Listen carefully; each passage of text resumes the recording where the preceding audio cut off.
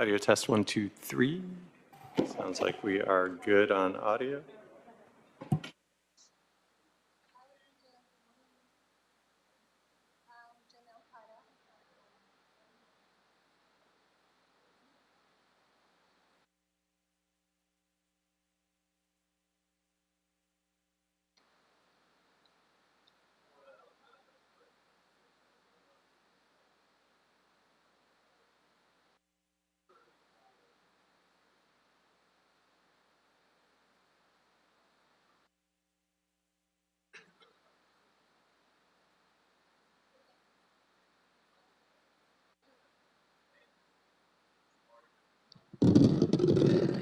Testing.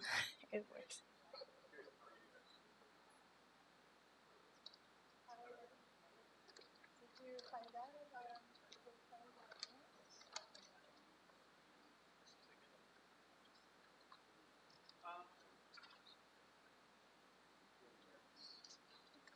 Good morning to the attendees who are joining us here in the board's hearing room. If there's any member of the public who wishes to offer commentary on any of our agendized items or public commentary, please fill out a speaker card located in the back of the room, indicate which item you'd like to speak on, and hand it to me. I'll record your information for the record, and I will call upon you when we reach your item. Good morning as well to our attendees who are joining us on the virtual platform. I do see a couple of hands raised. I'm going to go ahead and go through our attendees and ask which item you would like to speak on. And we will go ahead and start with Audit LA. Good morning. Yep. Good morning, Mr. Knight. I would like to do public comment in all agenda items, but I also wanted to ask whether or not the commissioners received that report that I sent. I can barely hear you. Can you speak clearly into your microphone? It's a large agenda. There's a large number of folks in our audience today. Yes, no, I was saying I want to speak on public comment, all agenda items, but then I was also wanting to ask if the commissioners received, if you received the report I sent to you, and if it was forwarded to the commissioners. I apologize, Audit LA. I heard the first part. Let me go make sure that our volume is up on the audio input on the boardroom PC, which controls my ability to hear. I did hear you say PC and all public comment and all items, but I did not hear what you said after that. Give me 1 second. Oh, yes, I sent you a report to ask you to forward it to the commissioner so they know what I'm referring to. I was just wanting to see if that's been done yet, because. Yeah, I'm not sure what you're referring to. Oh, okay. I sent you an email. Look, if you find an email of a report, a CASP report I sent to you to distribute to the commissioners. I'm the Director of Administration for the Board of Public Works. I receive thousands of emails a week. I apologize if I missed your email or if I did not forward it. The commissioners' emails are available if you just enter their first last name at lacity.org. You can feel free to email them yourself. Oh, okay, great. I'll do that because I prefer to do it directly. Thank you. Okay, thank you. All right. Yvonne, good morning. Good morning. I'd like to speak at general public comment and items 4, 5, 6, 7, and 12. 4, 5, 6, 7, and 12. Thank you. Sure. Mona M., good morning. Good morning, Mr. Knight. I would like to speak general public comment and 12 and 13. Public comment and 12 and 13. Very well. I have you down. Thank you. I'll move to Jill. Just general. Thank you.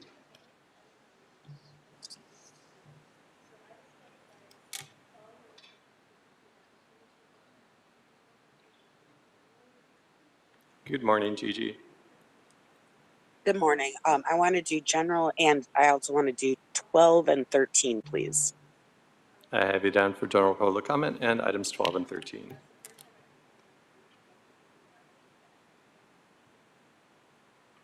All right. If there's any members of the public who have joined us here in the hearing room, there are speaker cards located in the back of the room. If you'd like to offer public commentary, please fill out a speaker card. Indicate which item you'd like to speak on and your name for the record.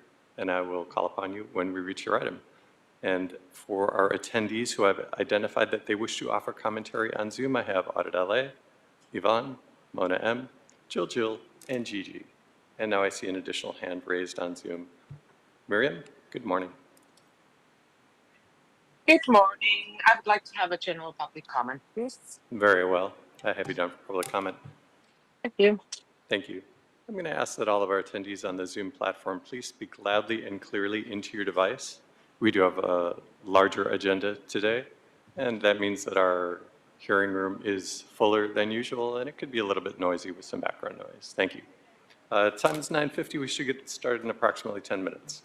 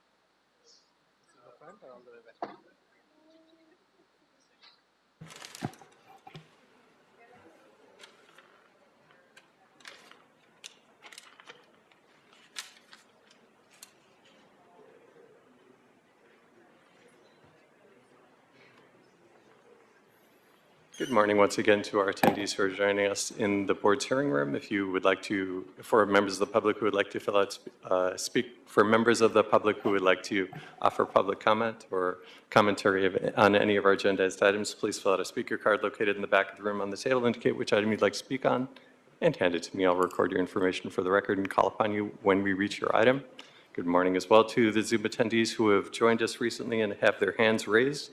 I'm going to go ahead and go through the attendees who have their hands raised and ask if you would like to offer commentary on any of our items. And I'll start with Alfred Brigston. Good morning. Just general public comment, thank you. Very well. I have you down for public comment. I'm going to go ahead and put you back on mute and lower your hand. Brian Millen. Good morning. Good morning. General comment. Very well. I have you down for public comment. I don't see any additional hands raised. If there are any members of the public who are joining, okay, eyes to see. Would you like to offer commentary this morning? Yes, I would like public comment. Thank you. Thank you. So I do see a number of other attendees on the virtual platform. So far I have Adedele, Yvonne, Mona, Jill, Gigi, Miriam, Alfred, Brian, and eyes to see have identified them that they wish to offer commentary on our items this morning. If there are any additional commenters on the Zoom platform, please raise your hand at this time. Identify yourself for the record and which item you'd like to speak on. And seeing no additional hands raised, I also have two commenters in the hearing room. We should get started momentarily. Thank you for bearing with me.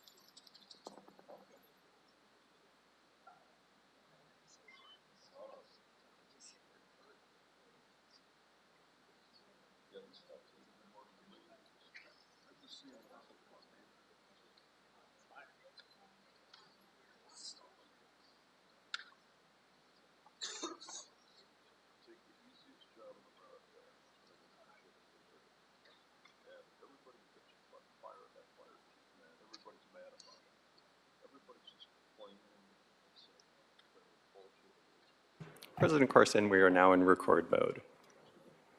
Thank you. Welcome, everyone, to the Board of Public Works meeting for Wednesday, March 5th. Mr. Knight, if you could take roll and establish a quorum for us, please. Yes, good morning, President Corson, Vice President Chavez, President Pro Tem Grant, Commissioner Kang, and Commissioner Mitchell are present. We do have a quorum. We are joined this morning by City Attorney Representative Virginia Choi. I'm TJ Knight with the Board of Public Works, and we have, President Corson, we have 9 public commenters on the Zoom platform. We have 4 multiple agenda item commenters on the Zoom platform. We have 3 public commenters here in the hearing room. I've distributed one public comment received on the Google public comment form from Barbara Brody. We have no neighborhood council commentary this morning. Thank you, Mr. Knight. Colleagues, please note, after we take up public comment, we'll be making a motion to put items 4, 5, 8, and 12 on consent. Please review those before we wrap up public comment.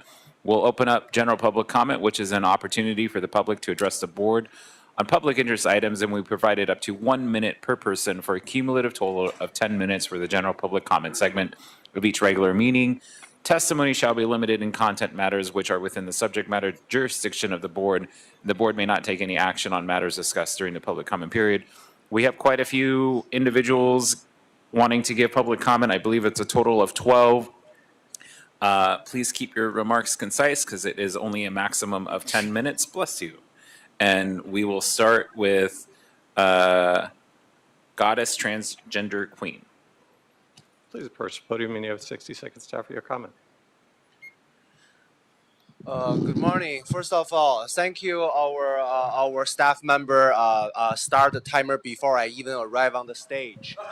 Second of all, my public comment is about the public work volunteer minister program during the wildfire, and I know public work and started a volunteer minister program, and I applied to be the public work volunteer, but however, for whatever reason that public work was not identified to me, I was denied to becoming a public work volunteer minister. So in the future, I just wish that, we provide an equal opportunity to the member of the public to serve as a volunteer minister. And then instead of discriminating people, telling them, hey, you're not allowed to do whatever. We have a huge city, the sidewalk, we have billions, millions of projects need to be here. We need a volunteer minister, and then let's make sure everybody has an equal opportunity. And that's 60 to seconds. volunteer minister.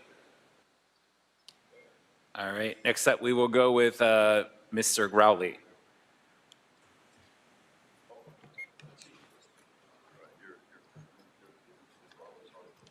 So yeah, once again, impermissible restraint. Look at this fucking bullshit.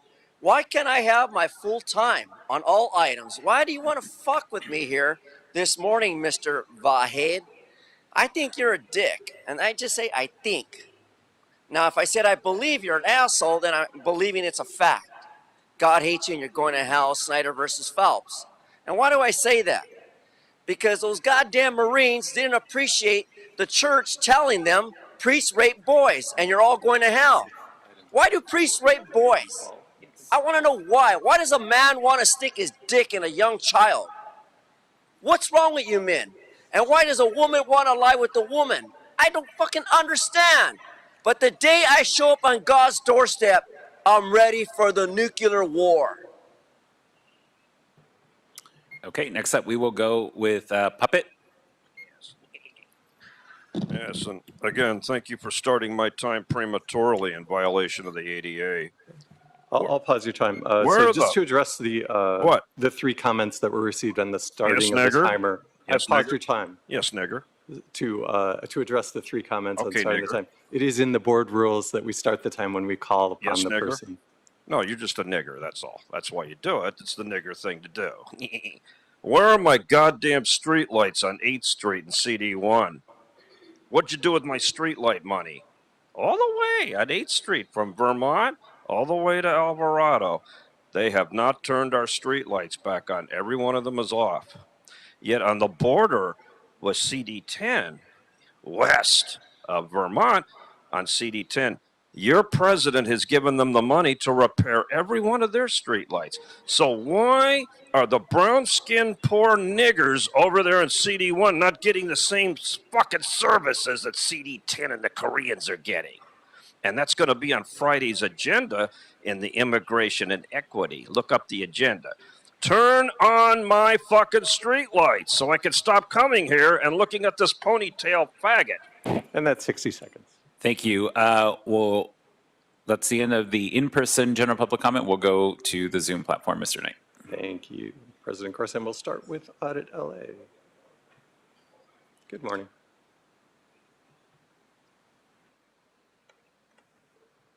Good morning, Audit LA. Good morning. Can you hear me? Go ahead.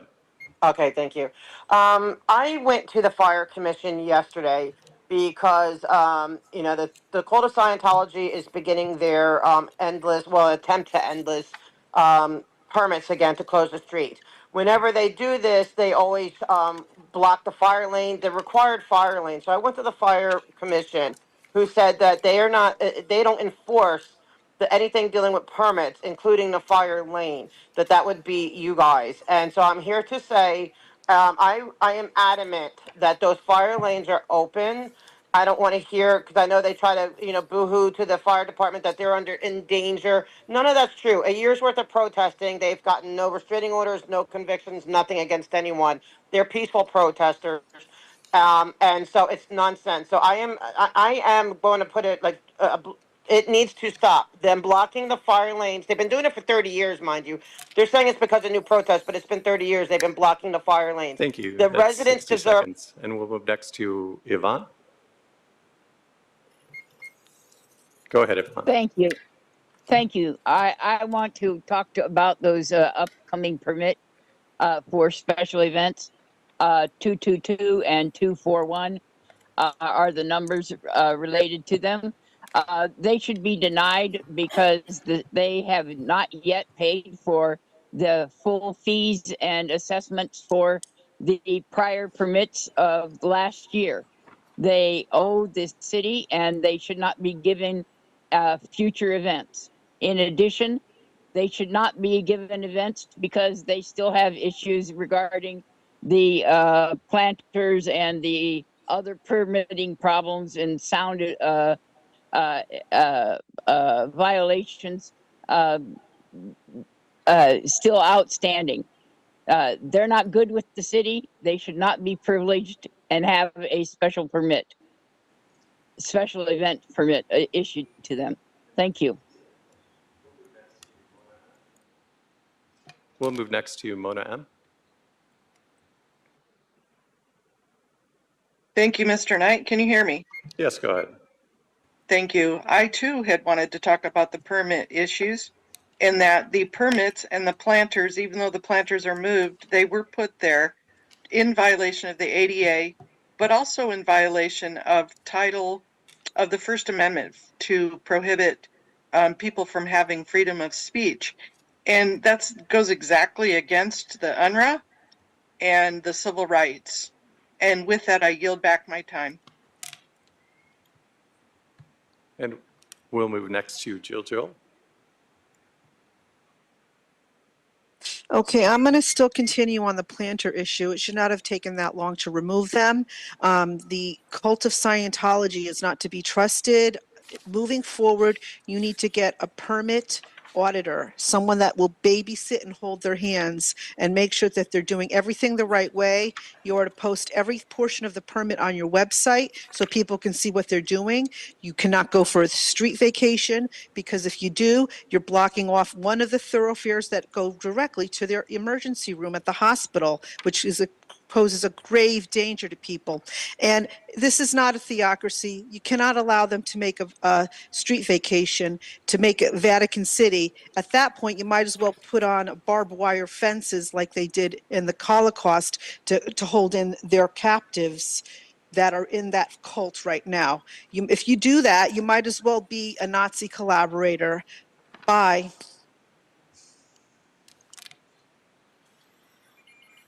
And we'll move next to Gigi. Hey, today I want to speak about the street vacation that Scientology is trying to get on L. Ron Hubbard Way. They tried this in the past and it didn't work, and now they're trying now. And there's 2 hospitals that are right there that are going to be affected if there's no throughway for them. There's also an issue that I thought of because of this. Like, instead of the street vacation, why don't we just make y'all some more money and put metered parking there? Because there's hospitals there. Like, look out for the hospitals there. Help them out with more parking. Help make it easier for them to get places. Help the neighborhood so that there's not excessive traffic on other streets because that street's not available anymore. But metered parking would make y'all a lot of money on that street. Like, go ahead and put meters in all along L. Ron Hubbard Way.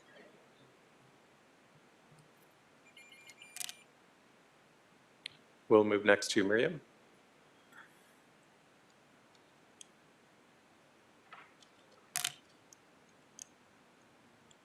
It looks like Miriam has dropped.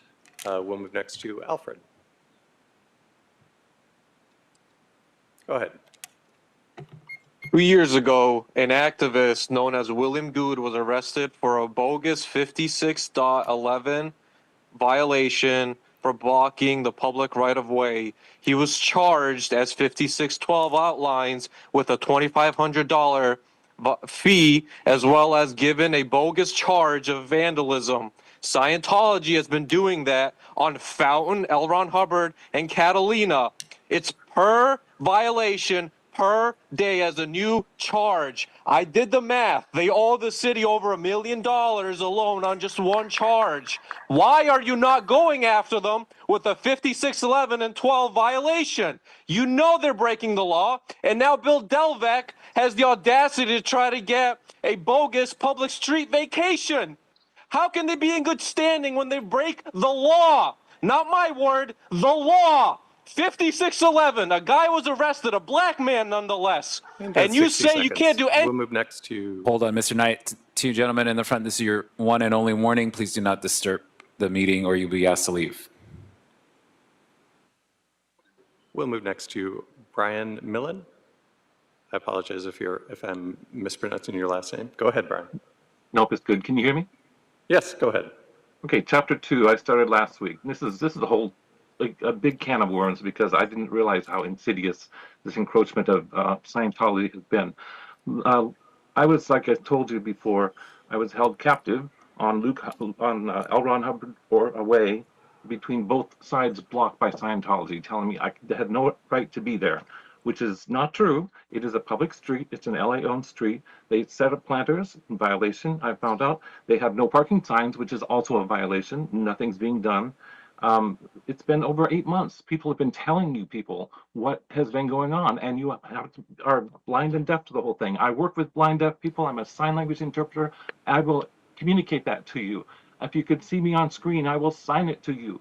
Do not let this cult of Scientology take over LA. That's their whole goal. And you're standing by saying, oh, it's okay, it's all right.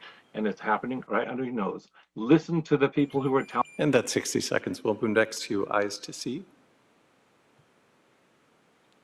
Go ahead. Hello, can you hear me all? Yes, go ahead. Okay, thank you. I wanted to talk about the street vacation of L. Ron Hubbard Way. I wanted to know, has Scientology paid the required $14,920 deposit for the street vacation? And also, just for the record, L. Ron Hubbard was a convicted felon, so you know. Please stop the biasness of the street vacation. Please, I implore you to stop conflict of interest.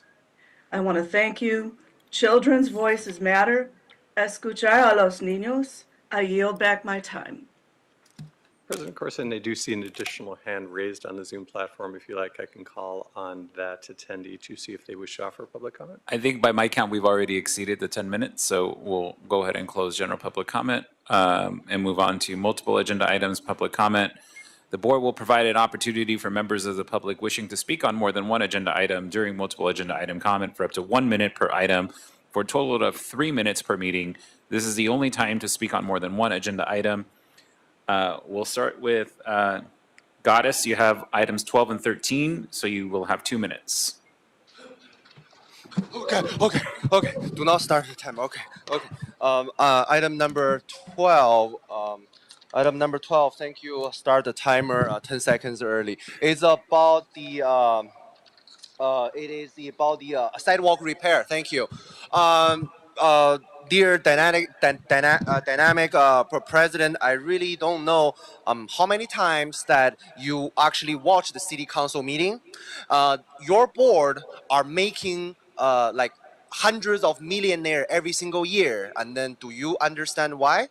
every year in the city of LA, if you care to watch the city council meeting, hundreds of trip and fall, and then every year millions of billions, sometimes pay out to those people because you guys failed to repair the sidewalk. So, I'm really lucky, but again, at the same time, I'm not fortunate enough to be one of those. But they are making a huge amount of money because you fail to do your job to repair the sidewalk. And then most important, I have several friends, they are wheelchair user.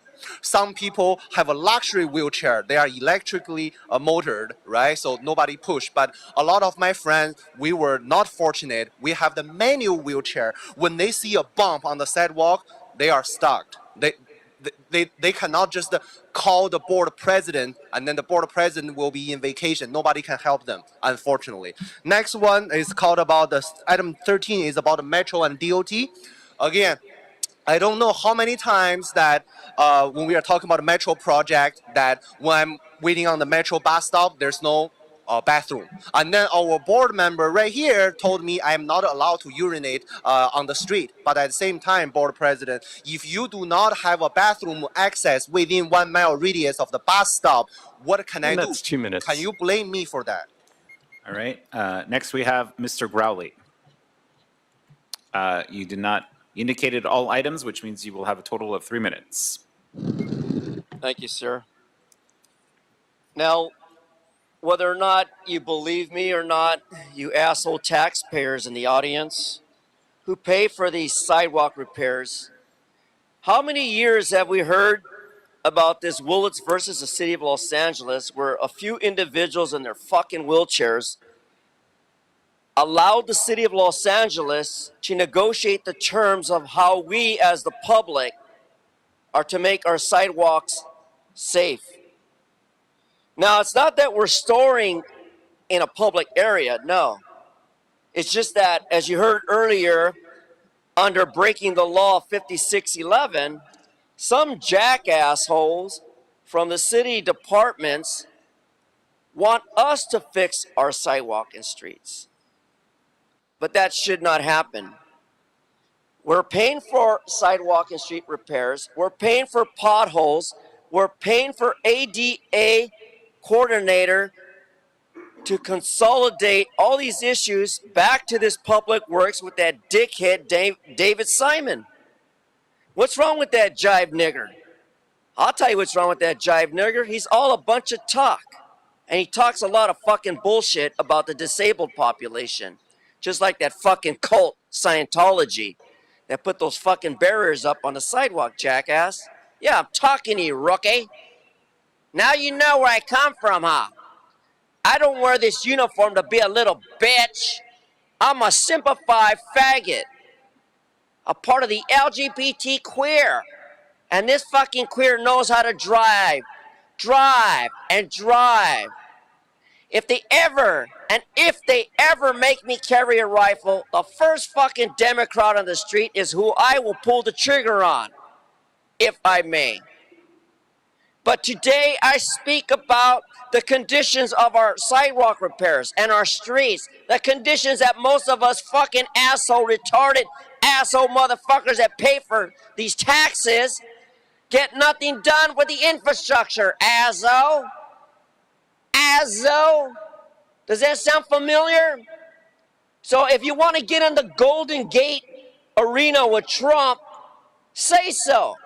Build, create, and get our infrastructure up to date. Almost sounds like a rhyme, huh? But it's not a rhyme. It's a fucking crime when your fucking criminals take away from the public who pay taxes. Just like those dickheads in Huntington Park built that fake park. And now I can't go swimming and show off my dick skills, you dickhead. So now you know. Now you're absolutely absurd about that shit, huh? And that's 3 minutes. All right, we'll go to multiple agenda items on the Zoom platform. Right, I signed up. I only have you down for item number 1. I signed up multiple. Which is the second or third item you'd like to speak on? All items. All right, you will have a total of 3 minutes. All right. There it is.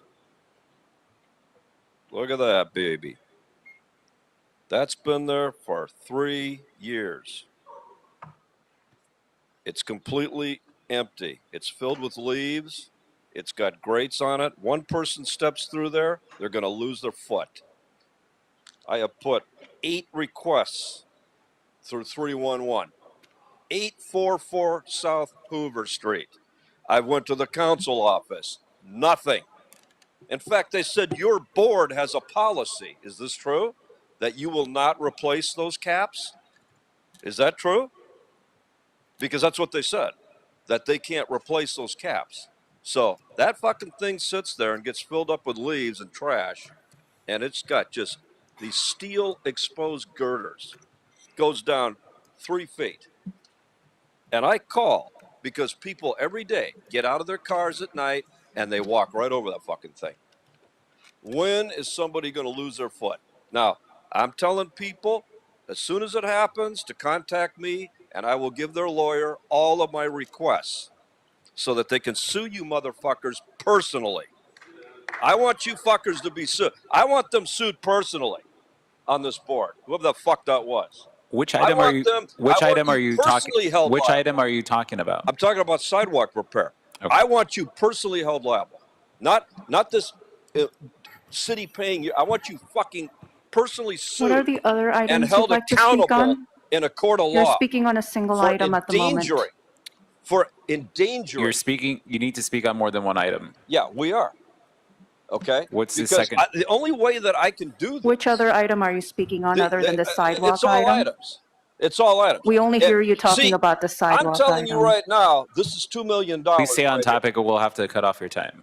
You don't care that this is a $2 million claim. You don't give a fuck that somebody's going to put their. Is there a second or third item you like to Okay, speak on? so that's the problem, isn't it? So we'll just go like item number 1. Fuck item number 1. You don't have the money for item number 1. You need to pay for 844 South Hoover Street in that hole. Fuck item number 2. You don't have the money for item 2 because you're going to have to pay when somebody injures their foot $2 million on 844 South Hoover Street because you won't replace a little concrete lid. Item number 3. Fuck item number 3 because you don't have the money to do it because you're going to get your asses sued off when 844 South Hoover Street files a claim when somebody breaks their foot. How is your into that comment fucking relevant well. to item number 3 regarding the bid withdrawal? It's a bid withdrawal, right? It's on the fucking agenda, right? What are you trying to comment on regarding You the bid guys withdrawal? have to stop this. This lady has no accountability to you. That's your time. All right, Mr. Knight, we'll move on to the multiple agenda items on the virtual platform, please. Very well, President Corson. We'll go ahead and start with Audit LA. Go ahead, you have 3 Yes. minutes. Hi, good morning. I'm going to start from the last one, the Metro and DOT projects. Okay, there's a Metro stop at Sunset in Vermont. It is 1 block away, okay, from L. Ron Hubbard Way.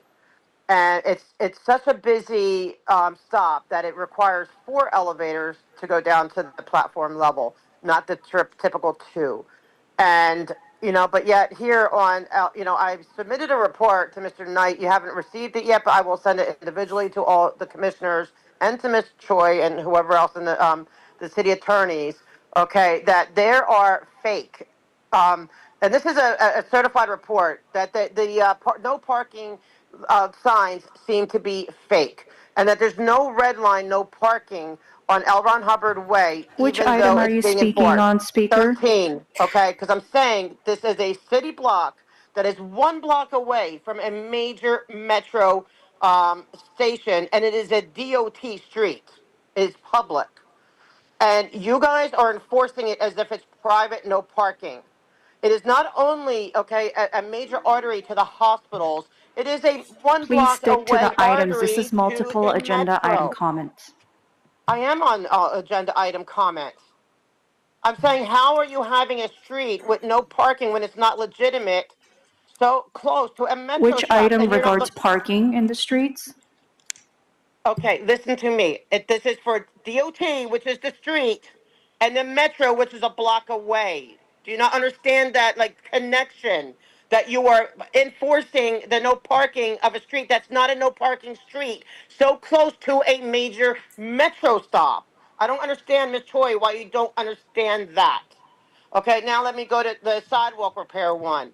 Also in this report, you will see it talks about a sidewalk in front of Scientology on Fountain Avenue. I can't even go down it. I refuse, because once I went down it, I almost got flipped out of my, the motorized kind too. Not even just the non-motorized kind. My motorized chair, I almost got flipped out. And then I did get stuck. I could not get beyond. I had to have people unlock my chair to make it pushable to get out of it. That's how bad it is. And then all the planners there even made it worse. And I want to know, like, when are you going to fix it? And I want to know whose responsibility is it? Because the other person made a good point. Does the repair of that sidewalk belong? Do you have any comments to make about the bid specifications on item 12? That's yeah, what I the want a item bid. regards. This is about sidewalks, okay? A report. It's not generally about sidewalks, it's about bid specifications submitted in I want connection a with the bid sidewalk. specification. I need to know, who do I get a bid for? Does it go to Scientology, or is it the city's responsibility to fix that street? Okay, now I want to go to the water one, And okay? that's 3 minutes. Okay. We'll move next to Yvonne. Please identify which item you're speaking on. Go ahead. Thank you. I have to get my voice first.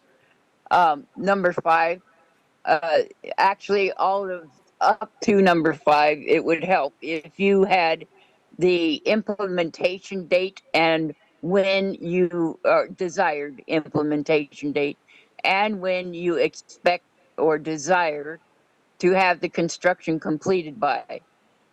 In addition, all of those types of items on the agenda should have where the money is coming from.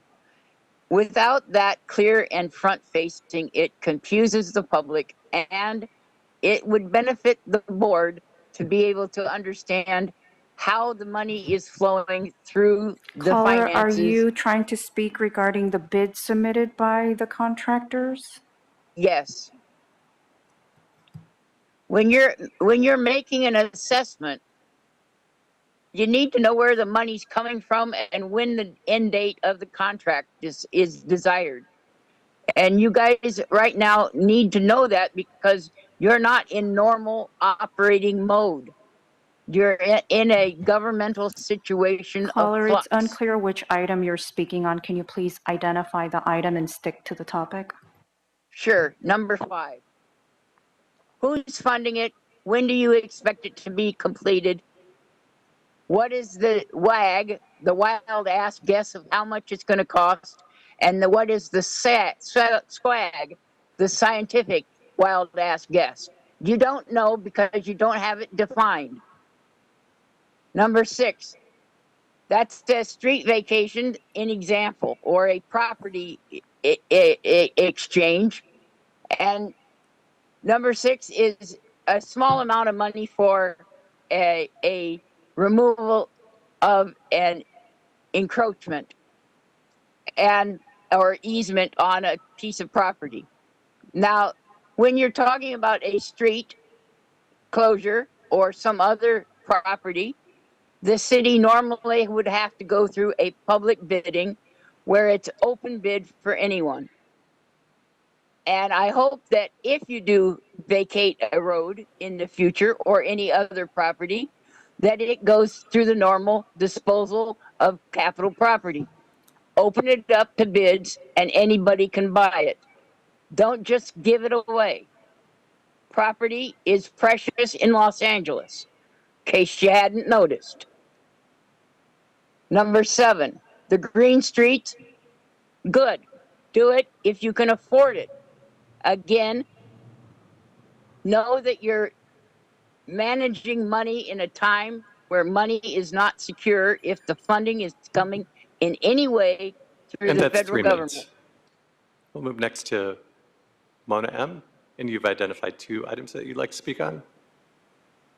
Please identify which item you're speaking on, and your 2 minutes starts now. Absolutely. Let's start with number 12. Contrary to popular belief, all people should have all abilities to be able to utilize the public rights of way, the path of travel, and sidewalks. sidewalk repairs, the bids coming in should include all ADA requirements. Contrary to popular belief, people with disabilities, people with mobility impairments pay all sorts of damn taxes, and my money goes into there too. So as the bid process, I should hope that all ADA requirements are included in that, all sidewalk repairs are included in that, and of course, that could be installed to the Willits decision and credited towards the $1.4 billion that the city has to pay through the Department of Justice decision. Number 13, for the transit, for the transportation. Smelly urinals that are really elevators and getting stuck on elevators. As a person in a wheelchair, I have been stuck on several of your elevators. Not fun, especially in the evening when there isn't somebody to come repair it and you're stuck on a platform and you can't get down and out of it. So repair of elevators, making sure that the path of travel is a part of that is imperative. Thank you, and I yield back my time.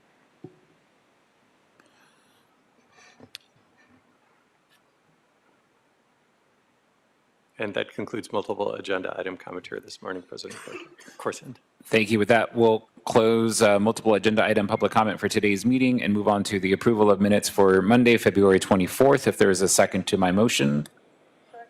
Thank you, Mr. Knight. There's a first from myself and a second from Commissioner Mitchell.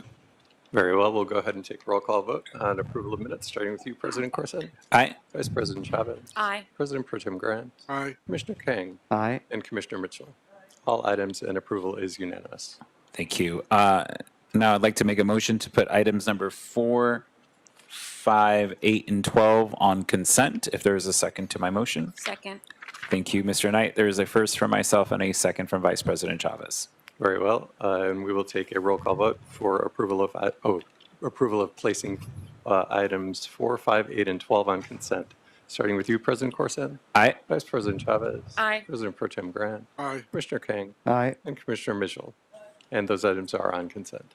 Thank you. All right, Commissioners, moving on to item number 1, bids for Donald C. Tillman Reclamation Plant Maintenance and Warehouse Facility Replacement.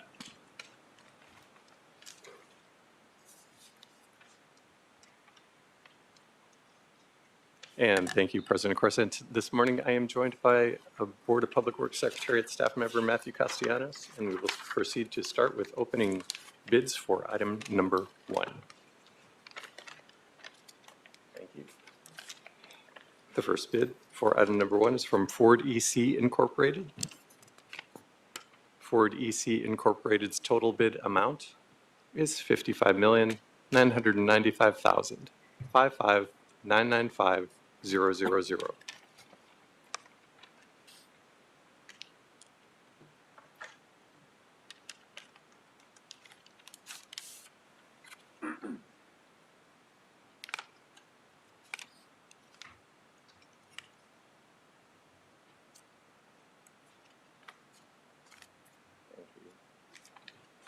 Second bid for item number 1 is from 2H Construction Incorporated. 2H Construction Incorporated's total bid amount is $56,247,000. 56,247,000.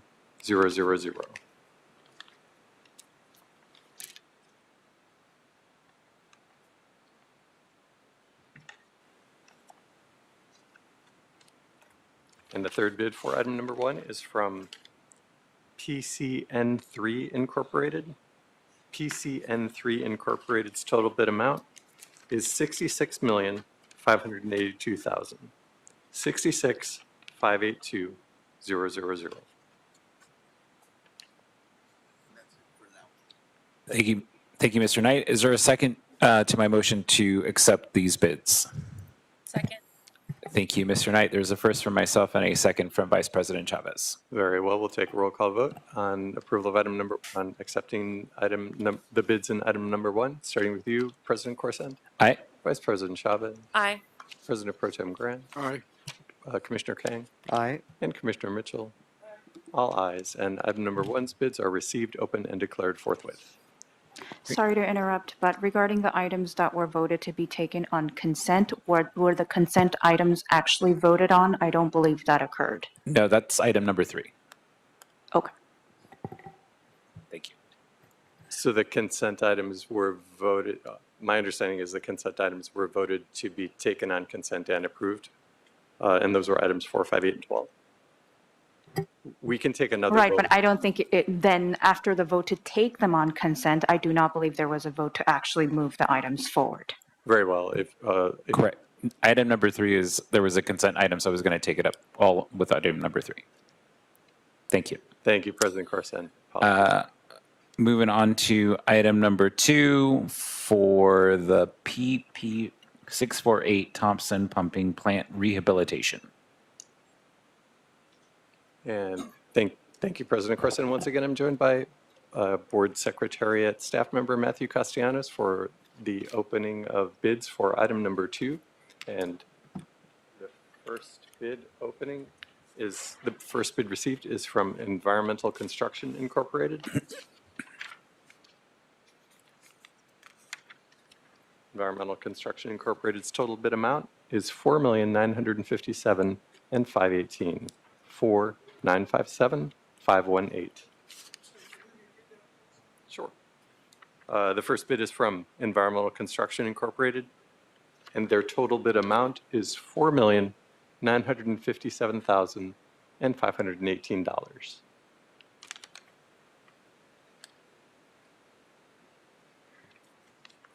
The second bid is from Mike Bubalo Construction Company Incorporated, and their total bid amount is $6,255,000. 6,255,000.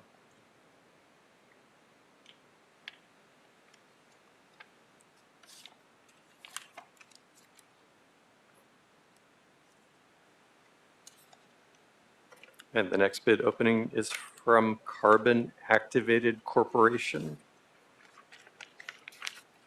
Carbon Activated Corporation's total bid amount is $6,791,825. 6,791,825.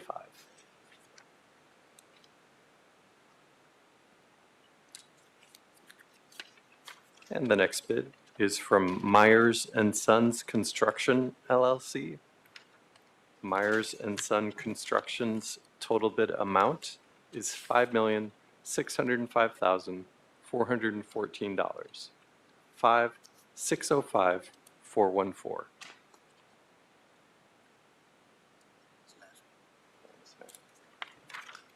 And the last bid opening for this item is from Green Building Corporation. Green Building Corporation's total bid amount is $6,787,000. 6,787,000. And that concludes the bid opening for item number 2. Thank you. Is there a second to my motion to accept these bids? Second. Thank you. Mr. Knight, there's a first from myself and a second from President Pro Tem Grant. Very well. We'll take a roll call vote on approval of item 2, starting with you, President Corson. Aye. Vice President Chavez. Aye. President Pro Tem Grant. Aye. Commissioner Kang. Aye. And Commissioner Mitchell. All ayes. And item number 2's bids are received, open, and declared forthwith. All right, moving on to our consent items for approval, and apologies everyone for not making it clear. We have item number 3 on consent already. This is to approve items number 3, 4, 5, 8, and 12. If there's a second to my motion to accept the consent items. Second. Thank you, Mr. Knight. There's a first from myself and a second from Vice President Chavez. Very well. We'll take a roll call vote on approval of the consent items number 4, 5, 8, and 12, starting with you, President Corson. Aye. Vice President Chavez. Aye. President Pro Tem Grant. Aye. Commissioner Kang. Aye. And Commissioner Mitchell. All ayes, and the consent items are approved unanimously. Thank you. Moving on to item number 6 from the Bureau of Engineering, request for authority, Los Angeles County Metropolitan Transportation Authority, Marengo Siding Extensions Improvements Project, and we have Ms. Janelle Para. Thank you, President Corsand. Commissioners, city representatives, distinguished guests, good morning. My name is Janelle Para, Property Manager for Bureau of Engineering, and I have with me the Senior Manager for MetroLink. BOE requests authority for the sale of 1,110 square feet permanent easement and 2,590 square feet 36-month temporary construction easement. And this is for the negotiated amount of $149,000 to the Los Angeles County Metropolitan Transportation Authority, also known as Metro.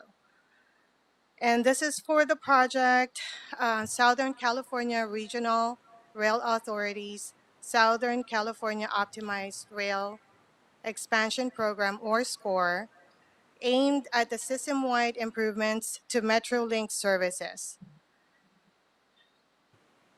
MetroLink, this particular property is located in Chelsea Street, west of Tremont Street, Los Angeles, California 9033. The California Environmental Quality Act determination notice of exemption was filed with the state clearinghouse on December 11, 2020, and the Los Angeles County Register Recorder's Office on December 10, 2020. Also, the city administrative officer, per the above mentioned motion, has identified the fund account where proceeds is to be deposited as the General Fund 100, Department Number 50, and Revenue Source Code 5188. That concludes my presentation, and I'll be happy to answer any questions you may have about this item. Oh, also as a note, I'm so sorry. This item was in the City Council agenda item number 26 yesterday, and the City Council approved this forthwith, subject to the mayor's approval by March 14, 2025. And that concludes my presentation, and I'll be happy to answer any questions you may have about this item. Thank you, Commissioners. Any questions or comments on this item? Thank you. I know this is a small one that was complicated and there was a time crunch on it, so thank you for getting it through to us for approval and council. Is there a motion on the table, Commissioners, on this item? Thank you. Second. Thank you, Mr. Knight. There's a first from Commissioner Mitchell and a second from President Pro Tem Grant. Very well. We'll go ahead and take a roll call vote on approval, starting with you, President Corson. Aye. Vice President Chavez. Aye. President Pro Tem Grant. Aye. Commissioner Kang. Aye. And Commissioner Mitchell. All ayes, and this item is approved unanimously. It will be adopted and moved forward forthwith. Thank you. Thank you, Commissioners. Moving on to item number 7 from Bureau of Sanitation, request for authority, Baldwin Vista Green Streets Project, and we have Ms. Susie Santalena. Good morning, board leadership, commissioners, and department reps. My name is Susie Santalena. I am an acting environmental engineer over the program and planning and management section of the Safe Clean Water Implementation Division of LA Sanitation and Environment. Today, I'm pleased to present an item regarding the approval of 3 transfer agreements to accept Regional Safe Clean Water Program funding as programmed in the county's fiscal year 24 and 25 Round 5 stormwater investment plans over the next 5 years for 1 multi-benefit stormwater quality improvement project and 1 scientific study that spans across 2 watershed areas examining pollutant source reduction methods. After almost a year of development, these project funding applications were submitted in July of 2023 for funding consideration. They were vetted and selected through a 12-month competitive process facilitated by a series of public regional stakeholder committee meetings and approved by the County Board of Supervisors in October of 2024. The city's Round 5 applications were competitive in the Regional Safe Clean Water Program due to each of the project benefits that the applications demonstrated it would deliver and the robust support expressed from our project partners and community. In Round 5 of the Regional Safe Clean Water Program, the city successfully competed and secured $9.38 million for 1 project and 1 scientific study between the Central Santa Monica Bay and South Santa Monica Bay watershed areas. They include the Baldwin Vista Green Street Project in CD10, The Central Santa Monica Bay watershed area awarded that project $9.07 million. And the LA street sweeping study, which was awarded $0.17 million in Central Santa Monica Bay and $0.11 million in South Santa Monica Bay. The selected water quality improvement project, the Baldwin Vista Green Streets project, will improve water quality and augment local water supplies while enhancing the immediate neighborhood of a disadvantaged community. The approved scientific study, the street sweeping study, will involve collaboration with our sister bureau, Streets LA, to analyze methods and mechanisms to further prevent stormwater runoff pollution at its sources along the public right-of-way.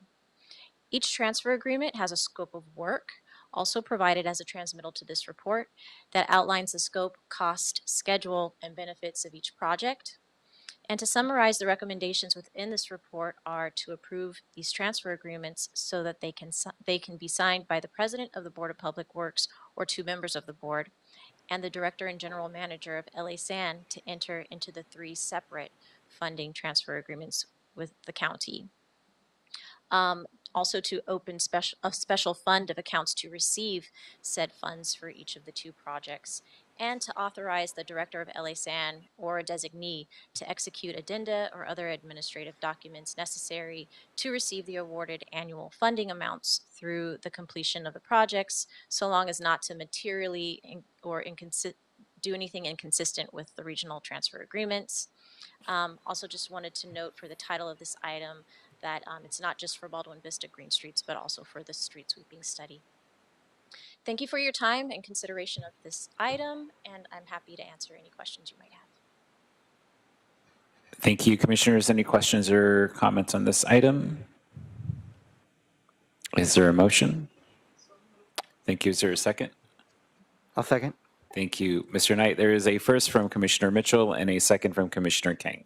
Very well. We will go ahead and take a roll call vote on approval of item 6, starting with you, President Corson. Aye. Vice President Chavez. Aye. President Pro Tem Grant. Aye. Commissioner Kang. Aye. And Commissioner Mitchell. All ayes, and this item is approved unanimous, and we'll move forward forthwith. Thank you. Moving on to item number 9, project labor agreement, traffic signal backlog reduction phase 2, and traffic signal improvements. And we have with us, please introduce yourself. You are not the person named here, so just introduce yourself for the record, please. Thank you. Good morning, commissioners and Speak a little closer into the microphone, please. Good morning, commissioners and representatives. I am Tamia Tolson here on behalf of Bureau of Contract Administration's Office of Contract Compliance. The Bureaus of Contract Administration and Engineering recommend that the Board of Public Works adds the Department of Public Works project labor agreement to the traffic signal backlog reduction phase 2 and traffic signal improvements project. The project's physical address is located across 27 different intersections throughout the city, encompassing multiple council districts. The city's engineer has a total construction cost estimated at just above $10 million. This project consists of traffic signal improvements across the city that focus on traffic signal safety improvements. These improvements include the installation of new traffic signals, new pedestrian hybrid beacons, protected permissive left turn movements, new pedestrian curb ramps, and high visibility continental crosswalks. This project is the second phase, where the purpose is to reduce the backlog of safety related traffic signal improvements. The PLA provides the city with many benefits, some of which includes helping to ensure quality work is completed on time and within budget, ensuring work is done safely by utilizing a skilled and trained workforce, and by facilitating an orderly settlement of labor disputes without strikes or other work stoppages. The PLA will help to ensure the maximum benefit is achieved for the city's residents and communities. Based on an average of 13 jobs per 1 million of project costs for completed PLA covered projects, the TSBR Phase 2 project could potentially generate 130 jobs and continued career opportunities. Adding the PLA will also guarantee that the project's construction work will include specific targets for hiring local residents, including apprentices and transitional workers. Such transitional workers, for record, are city residents with barriers to employment, such as homelessness, veteran status, and criminal history. These targeted hiring mandates within the PLA are actively monitored by BCA. Thus, the PLA addition is recommended to be added to the traffic signal backlog reduction phase 2 and traffic signal improvement project. Thank you for your time. If there are any questions. Thank you. Congratulations on your first time being here. Commissioners, any questions or comments on this item? Commissioner Kang. Good morning. A quick question. How are the 27 different traffic intersections selected by the Bureau? I am not sure which intersections are selected, but I can get that information and get it to you all. Okay. I would love to find out what criteria or metrics was used to select the 27 locations. Of course. Thank you. Thank you. Mr. Knight, is there a way to check with one of our Bureau of Engineering representatives and see if they can connect with, it might be Streets LA. I'm not sure which one it is, but maybe we can have someone offline schedule time with Commissioner Kang on that information. Yes, we do have the Bureau of Engineering representative on the Zoom call. If you'd like, I can ask him if he has that information, or I can. Yes. Okay. So the Bureau of Engineering rep today is Mr. Stephen Fierce. I did ask him to promote to panelist, and I'm asking him to unmute. Mr. Fierce, good morning. It's going to take just a moment for him to join as, and here he is. Yes, yeah, I do not have that information at hand, but I will follow up on that item, and then I'll get a response. Thank you. Vice President Chavez. I understand that this item is simply adding the PLA policy to the project. Do we have a timeline as to when the actual approval for the project, when that will be coming before us? Good morning, Commissioners. Ian Monte, also representing the Bureau of Contract Administration's Office of Contract Compliance. I think I understood your question, but just can you repeat it again? Go ahead. Sure. It says here the city will advertise the traffic signal backlog reduction improvements project. So when will that actually, what is the timeline for the advertising, the recommendation, the approval coming before the board? Got it. So my understanding is actually this project was advertised last week. There's actually a pre-bid meeting for this project tomorrow that we'll be participating in. The PLA will be added as addenda to the project, and we've been in contact with the Bureau of Engineering when they first let us know that this project was coming before the board for requests for advertisement, and it was not on the PLA, what we call the PIPS list. And that's all of the projects that are already covered by the PLA. Thus, we started this process and we said, okay, if it works beautifully, we come to board and add the PLA to the project before it's approved for the advertisement. Sometimes it doesn't happen that way. And so we add it after the fact. So we're 5 days behind. So okay, that's fine. I anticipate, without me having read the advertisement, probably sometime in May. And at that point, it'll be awarded and go through the process. So I would say the summer is probably when this project starts. I would just say add a recommendation in future board reports like this, just add the timeline in the background in the board report. That's just helpful because it's impossible to know just based on the report of whether this is coming before or after. So just FYI for next time. Absolutely. We'll definitely do that. Thank you so much. Thank you. Commissioners, any other questions or comments on this item? Is there a motion? Second. Thank you. Mr. Knight, we have a first from Commissioner Mitchell and a second from President Pro Tem Grant. Very well. We'll go ahead and take a roll call vote.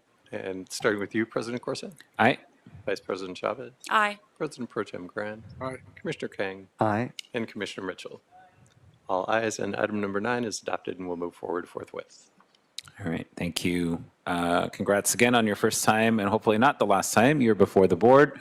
Moving on to item number 10 from the Bureau of Engineering, joint report from BOE and Bureau of Contract Administration for contract award to Access Pacific.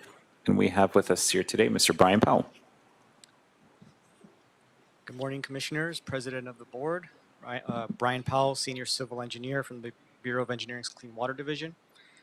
I'm here today to request that the Board award the construction contract to Access Pacific, the sole responsible bidder for the East 6th Street Green Infrastructure Corridor project in the amount of $2,530,000. The project is located in Council District 14, serving the Boyle Heights neighborhood within the Upper Los Angeles River watershed. This is a supplemental environmental project and a Measure W project. The supplemental environmental project addresses a sewage overflow that occurred in July of 2016 in the Boyle Heights neighborhood. LA Sanitation and Engineering prioritized the schedule and funding of this greening project to address the spill that occurred. Project improvements span East 6th Street from St. Louis Street to Matthews Street and will create a green corridor leading to Hollenbeck Park and Hollenbeck Park Lake. The project proposes to improve water quality, enhance stormwater capture and infiltration, reduce localized flooding, and contribute to neighborhood greening. The project will install 12 biofiltration planters with a California native plant palette, primarily consisting of low-growth shrubs, 37 new street trees, and pilot curb extensions with striping and bollards at the intersection of 6th and Soto Street. The contract duration is 530 calendar days from the notice to proceed, or 18 months.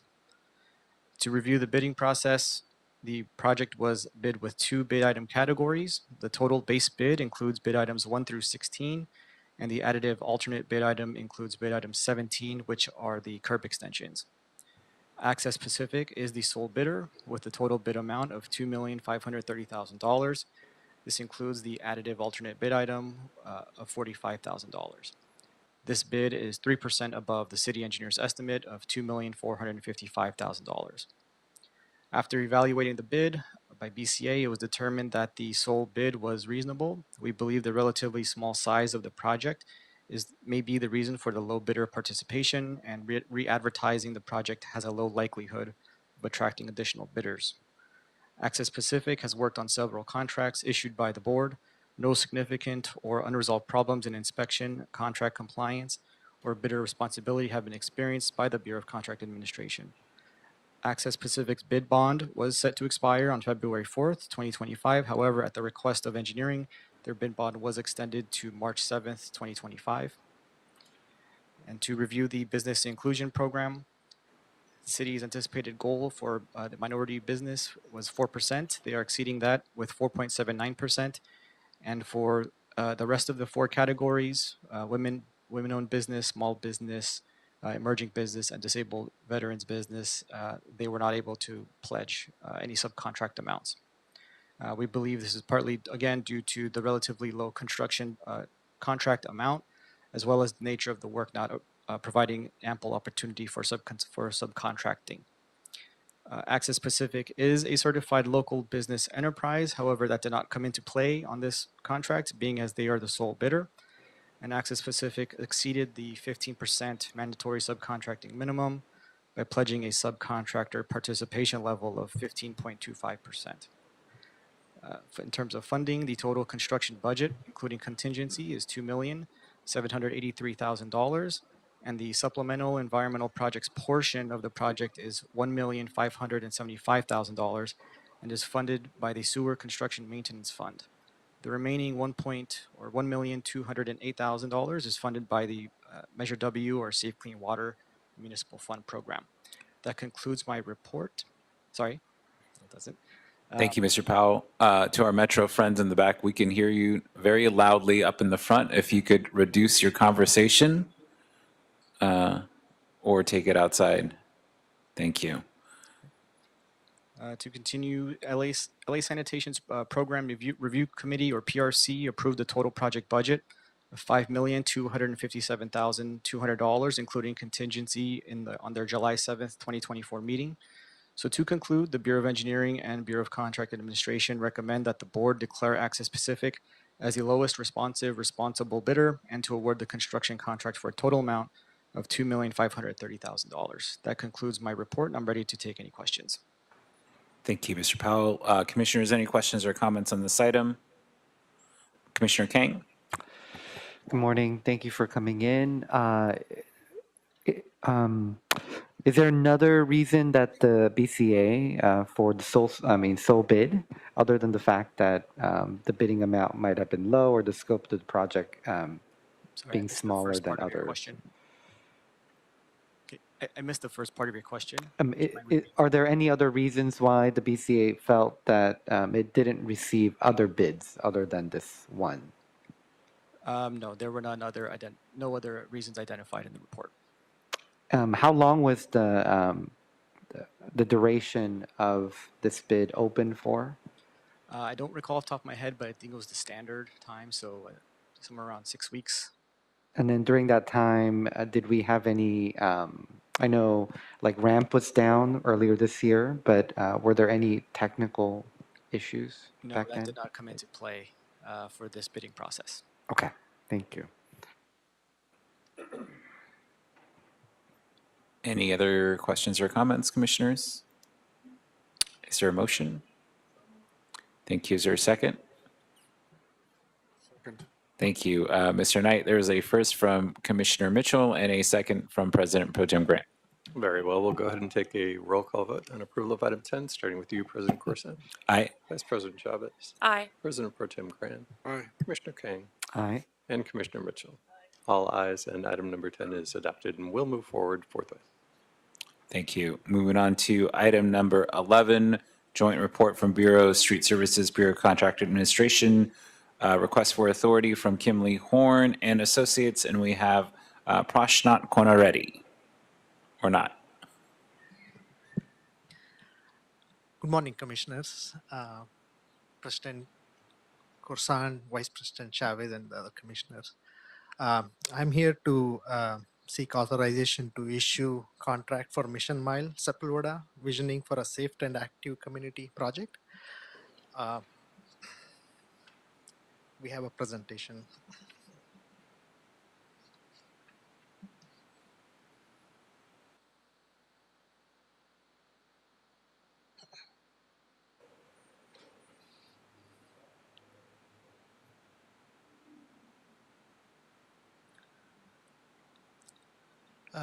Bureau of Street Services is here to issue, or the recommendation is to, for the board is to issue a 3-year contract to Kimley Horn and Associates Inc. for design and engineering services and also bid and award services for the Mission Miles Sepulveda Visioning for a Safe and Active Community project with the budget authority of $6,324,000 and $324,804, which also includes 10% contingency. We are also recommending the board to authorize the president or 2 board members to execute the contract for this project upon the mayor's authorization through ED3 process and after approval as to form has been obtained by the city attorney. Okay.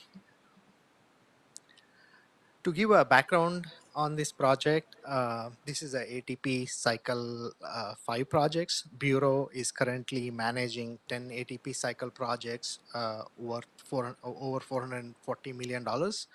So this is one of the ATP Cycle 5 projects. So the project is located in Council District 7. The project is shown in is along the Sepulveda Boulevard. And it's bounded by 2 neighborhood council. One is the Mission Hills, and another one is North Hills East Council districts.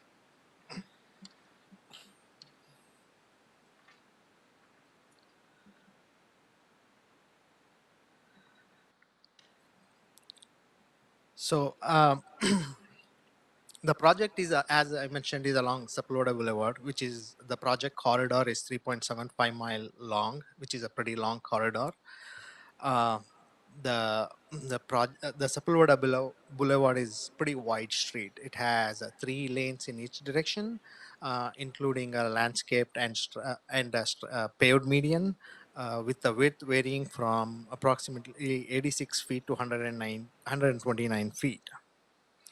So this Sepulveda Boulevard used to be a thoroughfare to head north previously, and before even the freeway was built. So this street is pretty wide, and a lot of traffic on 405 tends to also use the Sepulveda Boulevard. And we have noted that the posted speed limit, the vehicles tend to exceed the posted limits most of the time. That's the reason there are a lot of collisions around this corridor related to with the bike and pedestrian related collisions, and it's also listed on the city's high injury network corridor, and also it has been identified in the city's Vision Zero priority corridor safety improvements.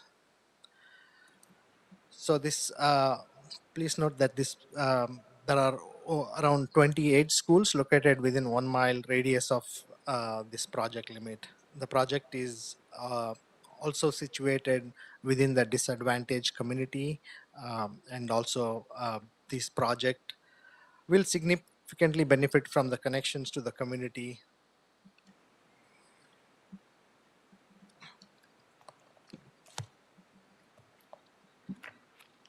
So I will briefly go over the project existing conditions. The project on the screen is to the right, is to your north. So it has three significant features along the project corridor. One in red is a southern portion of the project, and one in the green, and one in the yellow is the northern portion. So the limits are from Rayan Street to the south to the Rinaldi Street to the north. If you can look at take a look at the picture at the bottom left, it shows the project has 3 lanes in each direction with a landscape median. The proposed project will reconfigure by widening the landscape median,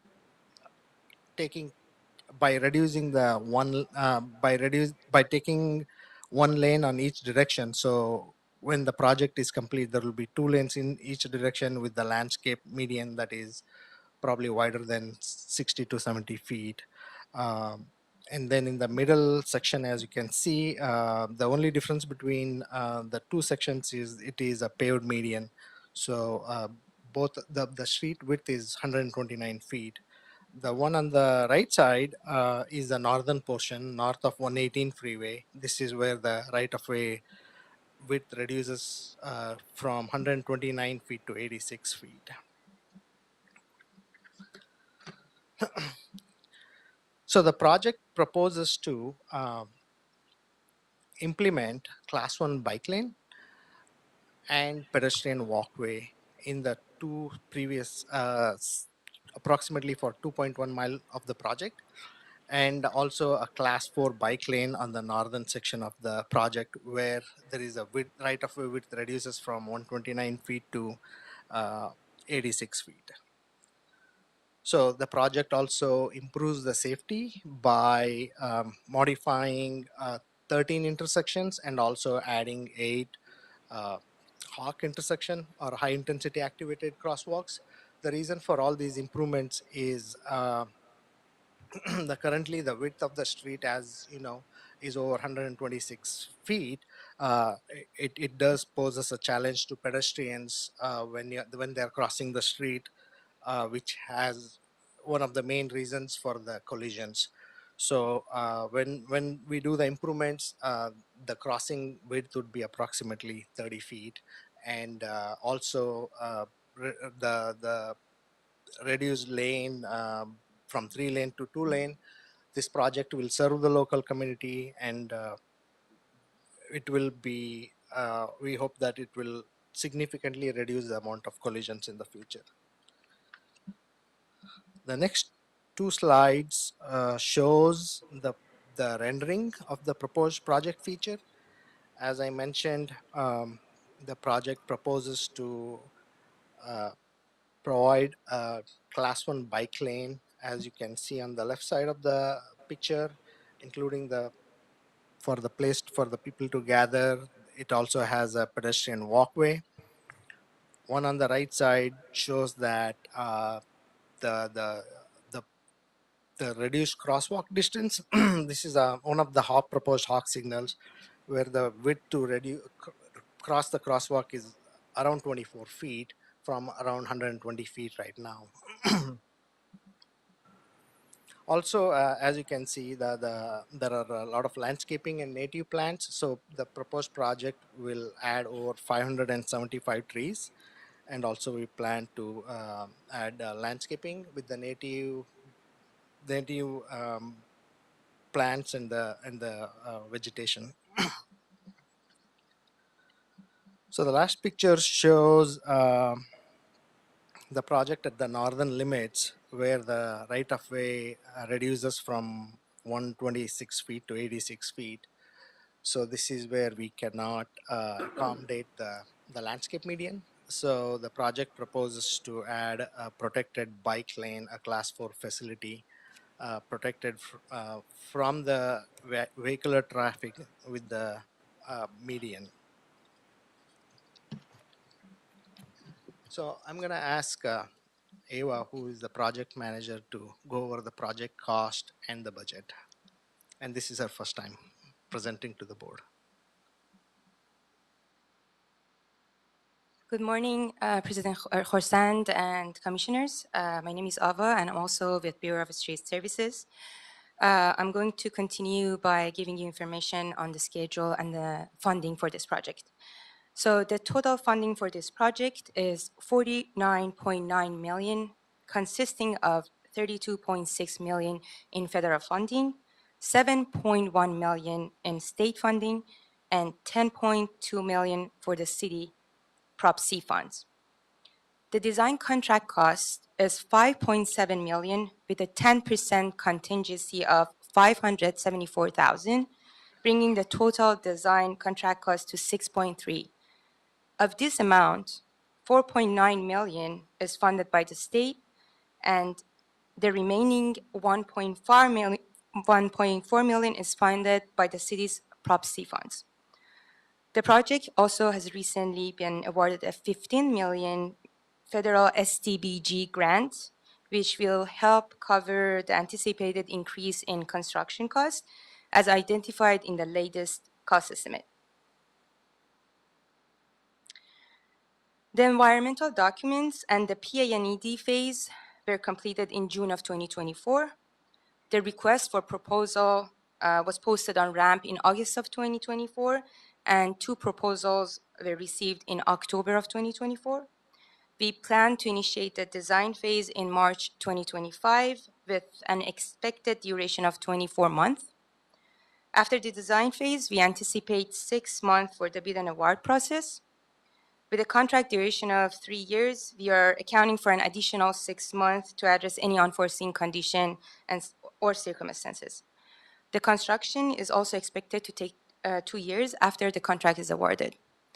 I would also like to bring to your attention that Section 12.5 of this contract, the indemnification language, has been approved by our risk manager after we sent the contract to the board. So we actually brought 8 copies of the revised version of that.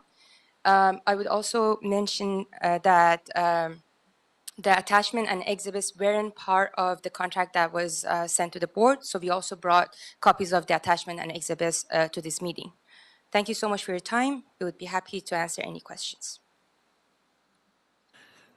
Thank you for that detailed presentation. Commissioners, any questions or comments on this item? Commissioner King. Quick comment. Thank you for the briefing. I think CD7 and all the surrounding communities are very much in support, and I'm also very much looking forward to it as well. Thank you. Thank you. Any other questions or comments, commissioners? Okay. Seeing none, is there a motion? I'll move. Thank you, Mr. Knight. There is a first from Commissioner Kang and a second from Commissioner Mitchell. Very well. We'll go ahead and take a roll call vote to approve item number 11, starting with you, President Khorsand. Aye. Vice President Chavez. Aye. President Pro Tem Grant. Aye. Commissioner Kang. Aye. And Commissioner Mitchell. All ayes, and item number 11 is adopted and will move forward forthwith. Thank you. Thank you. All right, that wraps up our voting items for today. We're going to move on to item number 13, status update on Metro and Department of Transportation projects from Metro and Department of Transportation.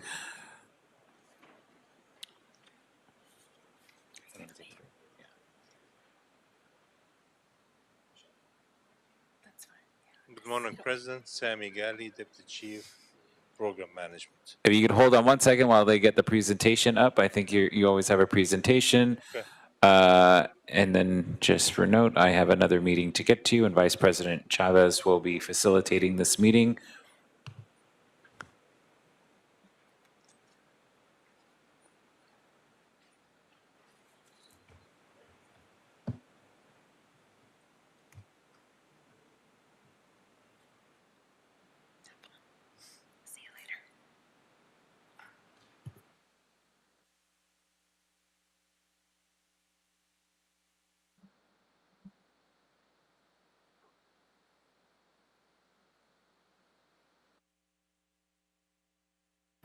You can go ahead and begin as I'm just distributing the hard copies, but the commissioners can see on the screen the presentation that you're going through. So we can start now? Yes. Okay. So we'll start with section 1 of the Purple Line, and that would be presented by Steve Kim, Deputy Executive Officer for section 1 line. Steve?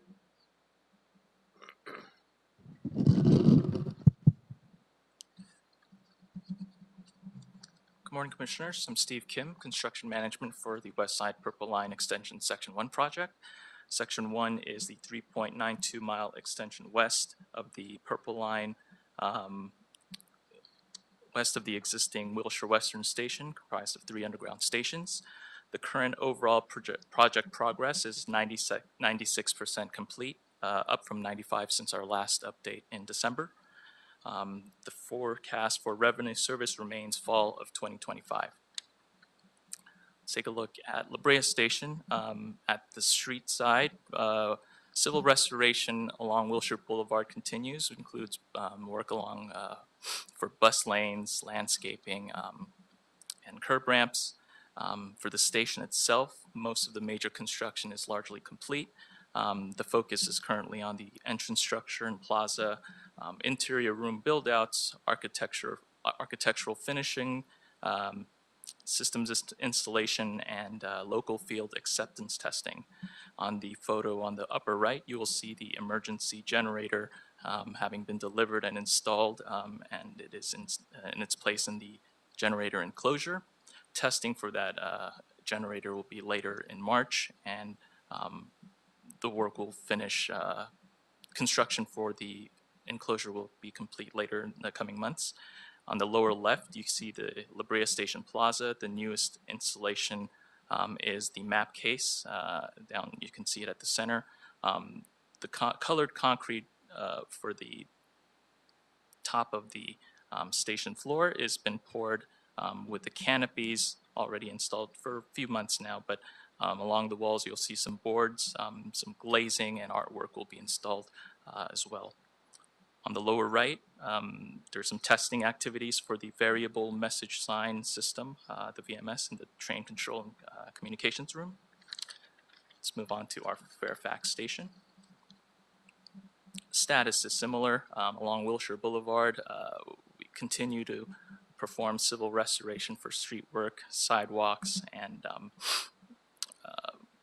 bus lanes and such. For the station, entrance structure, elevators installation, interior room, architectural finishes, systems installation, and LFAT testing continues.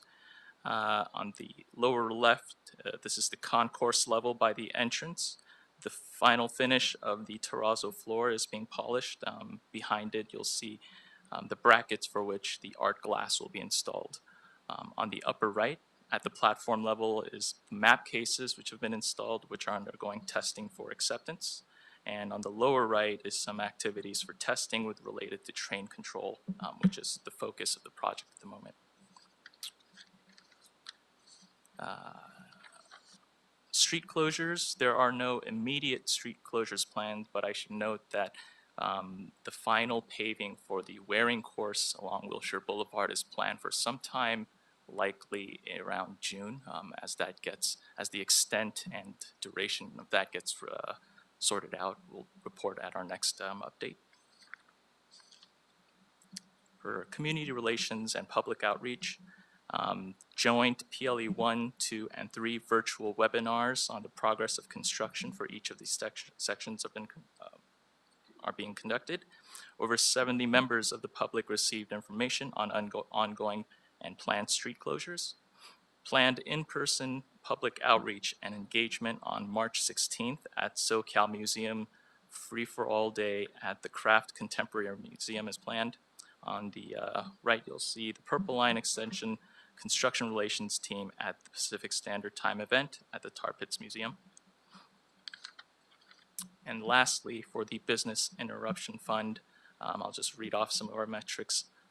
As of end of January, total grants awarded is 393, an increase of 14 since last report, with a grant value of $11,469,000.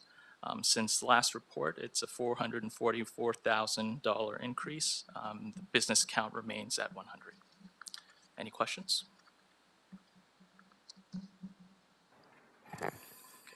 Quick question. Yes. Mr. Kim, thank you. In terms of the outreach, are you also keeping the council district updated on this progress as well? Council District 5, which covers this area? I believe so. We actually have Mr. Ned Racine from our construction relations. Maybe he can elaborate a little bit on our efforts. We communicate with the transportation deputy for CD5 almost weekly. Okay. Not just for full closures, of course, but partial closures. The council district approves AM, PM exceptions, as well as haul routes. And then added to that, are neighbored councils notified in any way?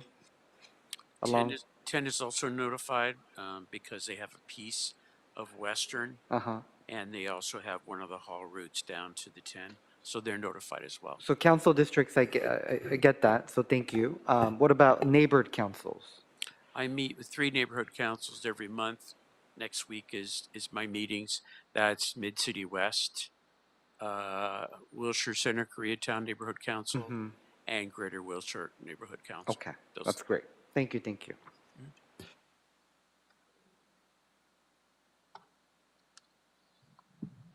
Thank you. We're going to go to section 2, but before we go to section 2,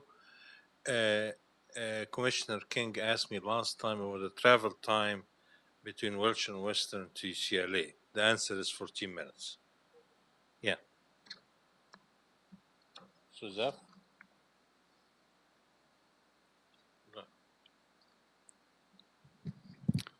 Good morning, commissioners. This is the right height. Can you hear me?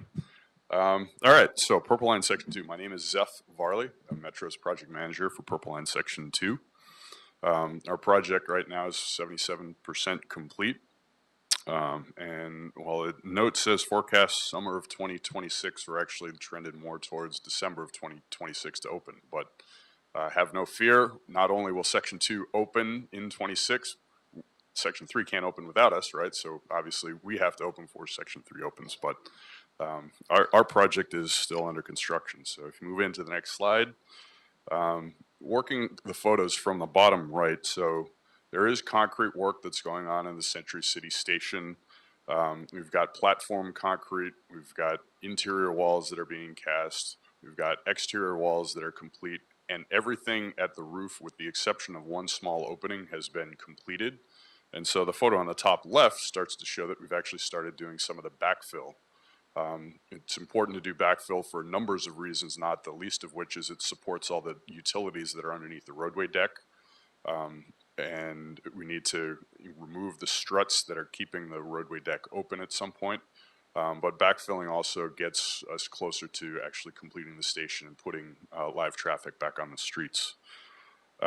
If you move on to the next slide, we have potential street closures, and working graphically from the bottom, which is on the east side of our project, to the top, we're going to start asking for full street closures to allow removing of deck panels, likely starting in May in sections. So there'll be a portion of a Constellation between Century Park East in the middle of the block of Avenue of the Stars that's initially requested to be closed fully so that we can remove the deck panels. At some point, we're going to extend that all the way to Avenue of the Stars. And then there's going to be a separate series of weekend closures requested to remove the deck panels in the middle of Avenue of the Stars and Constellation. And that's going to be clearly the most impactful because it's not just the east-west on Constellation, but the north-south on Avenue of the Stars. Once those deck panels are removed, then there's a section west of Avenue of the Stars between Avenue of the Stars and Solar Way that would also need deck panel removal. And that's likely into third quarter of next year, or this year rather. All of the deck panel removal work is with the intent of getting the temporary panels out and a permanent pavement reinstated, but for the final 2 inches of hot mix asphalt, which will be done all at once at a later date, likely early in 2026. But what's important for the neighbors is if the streets are completely closed, they need to know what those closures are, what the detours are. And it's a concerted effort with BOE, DOT, and a bunch of city services to do the outreach to make certain that that all works. Unfortunately for us, we have an awful lot of local community support. They understand what it is that we're doing. They're sort of excited like, hey, that deck is coming off. That means you're pretty close to being done. It's important for us to communicate that to the neighbors. That's why our community outreach team meets with the community as regularly as they do to share this information about the deck closures. And then if we move on to the next slide, this is just sharing for information, right? So typically we don't talk about City of Beverly Hills here in the City of Los Angeles, but starting St. Patrick's Day, the day after the LA Marathon, we're going to have full closure of 3 weeks of Wilshire Boulevard at Beverly Drive. And the reason this graphic is here is because closing Wilshire and Beverly affects traffic in the City of Los Angeles. So you can see that some of the detour routes are using Olympic Boulevard to the south and Santa Monica to the north. Similar to what is done in Century City, it was an extensive outreach program. Beverly Hills City Council had to approve a 3-week full closure, and this is greatly going to speed up our ability to remove the deck in Beverly Hills, reduce the impact to the community by having 3 full weeks as opposed to doing it over a series of weekends. And so sharing this information is, it's important to Los Angeles. It's obviously very important in the City of Beverly Hills, but it affects the City of Los Angeles, so that's why we chose to include the slide. And then the last slide talks about our community outreach. One of the things that the picture here shows some of the banners that are put up around on some of the temporary traffic control devices that we have. We walked the neighborhood with the Century City bid, with our contractor, with representatives from the city to talk about what happens since the marathon's finish line is going to be here in Century City. We need to make certain that the thousands of pedestrians that are going to be walking around on Sunday the 16th actually have safe, clean, easy access around the site. And so that's one of the outreach efforts that we've worked on. And then if you move on to the last slide, we have the Business Interruption Fund. The statistics are what they are, and I would be remiss speaking about it, but we do have someone from our BIF team. If you have any questions, that's what I have for you on Section 2. Thank you. Colleagues, any questions on Section 2? No? Thank you so much. Thank you. Moving on to Section 3. So going to the end of the line now, Section 3, Kimberly Ong, the project manager for Section.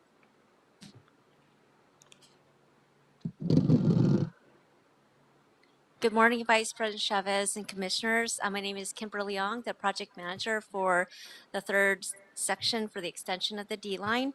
Currently, our project is at 59% complete, and our budget is $3.6 billion with a revenue forecast date in 2027. And for those not familiar with the project, it is 2.5 miles long with 2 stations, one at Westwood UCLA and one at Westwood VA Hospital. On the next slide for the tunnel progress, currently the work that we have going on, the contractor is finishing mining cross passages. So these are periodically through, and under the tunnel section, we have cross passages that connect one tunnel to the other. They're currently around 80% done. They're continuing with that work. And also our contractor just recently started what we're calling the final it's the first stage invert concrete. So once we have the tunnel constructed, The next part is that they will lay concrete, and from that, then they'll start building up the tunnel. So that's where we are with the tunnel update. And then the next slide is at the Westwood UCLA station. Our contract, we're currently in the stage of building the concrete for the main station boxes. So in this last quarter, the contractor, they have completed the lower walls, and this is at the platform level. And they are currently placing the concrete for the concourse level, and they're nearing completion for that.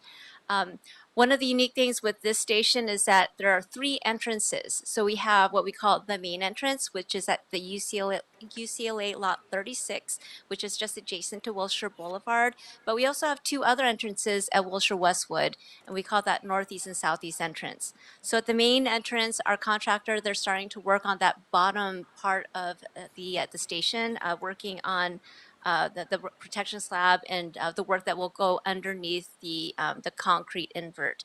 At the northeast entrance, they started putting in the piles for supportive excavation, and the next quarter we'll continue to see work at both the northeast and the southeast entrance. Overall, our concrete for the main box, we're at 54% complete. The next slide is our other station at the Westwood VA Hospital. This station, likewise, we're also working on that main concrete box. Currently, we are at 38% complete. The contractor, they finished that bottom part at the platform level, what we call the invert for that concrete at the bottom level. And they are currently working on those outside walls at the lower level. And then also at the street level along Wilshire Boulevard, we do have new water service that we're bringing into the station. So this is in the county as well as city of Los Angeles. The portion in the county is pretty well along, about 97%, but we do have some work over on Wilshire Federal, which currently is around 9% that we're working on with the new water service. And then there's some photographs of the progress at our station. The next one is about street closure. So you already heard from section 2 that they will be having some deck removal. We're planning on doing that as well this coming summer. In addition to that upcoming deck removal, our contractor has been working night and weekends for various work. So really try not to get that impact during the work day timeframe. Now, when we are having the deck removals, you heard something else that they're doing in Beverly Hills. Our contractor currently, the plan is very similar to the deck installation, which was roughly about 3 months of nights and weekends. So there will be some, I'll say, extensive lane closures over these weekend periods, but at least that helps preserve the Monday through Friday traffic.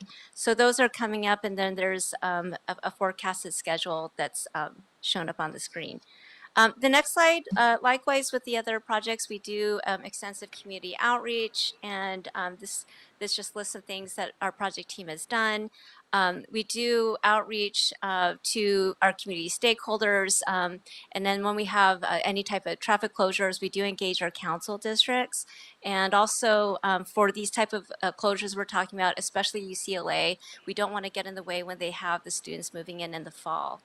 And then in the last slide is the business interruption funds, and this just shows our statistics of where currently we are with our grants. Since the last report, roughly 190,000 since the last time that we were here. And this concludes the update for section 3. Are there any questions? Thank you, colleagues. President Pro Tem Grant. Thank you for the report. I found it helpful. Refresh my memory, is the Purple Line proposed to end at the VA, or is there plans at all to continue on? Okay, good question. So as far as in our long range plan, it terminates at the VA hospital station. We do have tracks going out a little bit further past the station. So we have tail tracks, and there's I'm going to say a very large shaft that we have for emergency egress. But should there become funding in the future, they could leverage that to extend it out. But as far as our long range plan, we don't have an extension beyond the VA hospital in Metro's long range plan. Commissioner Kane. So thank you. What are the hours of construction currently? So our hours. The primary hours, yeah. So our work right now, we're working 6 days a week and sometimes 7. and at certain locations, the contractor's working around the clock. So, and hopefully that answered your question, but it really depends where it is. We're 2.5 miles. We have a lot of different types of work going on, but in general, six days a week, and sometimes 7. Okay. So I understand if it's underground where noise is not an issue, but if it's above ground construction, are you constrained by any of the rules that limit construction activity?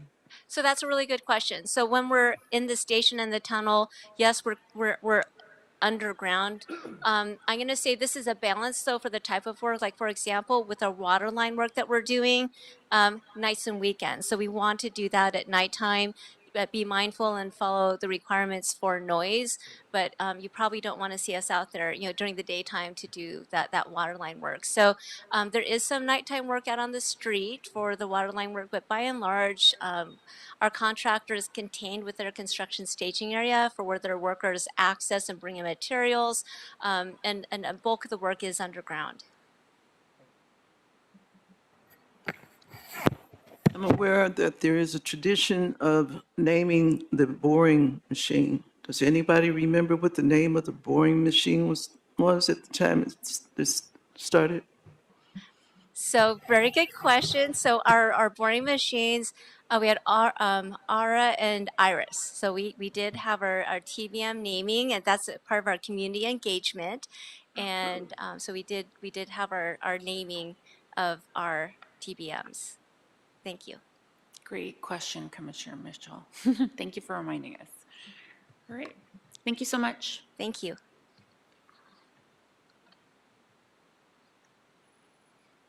So let's conclude the Purple Line. We'll move to East San Fernando project, and Greg Guslam will provide.